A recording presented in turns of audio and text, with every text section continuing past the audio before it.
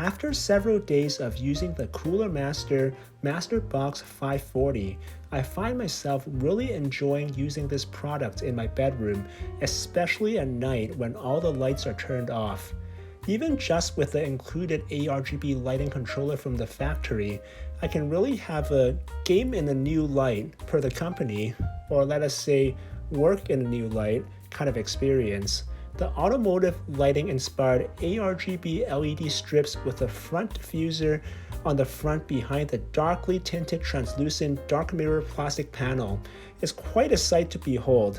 Connecting the reset switch to the internal ARGB LED control box allowed me to change the lighting effects without opening the case or using any software. In other words, the ARGB lighting feature of this product is really easy to use. As for the cooling, the design of this case really gives us the possibility to achieve ultimate potential.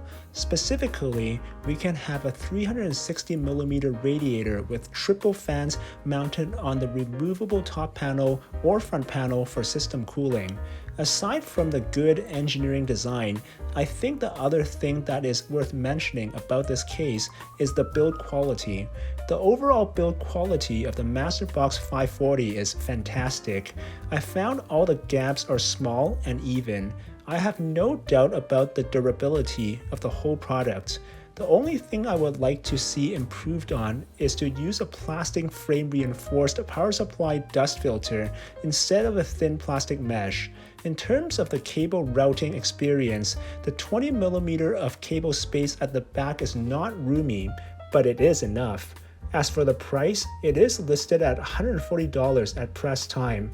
The design, material, and build quality for this product are of a high standard, but with this price tag, I would expect things like at least one other 120mm ARGB fan and a sturdier power supply dust filter included from the factory. For the full review, please click on the link in the description.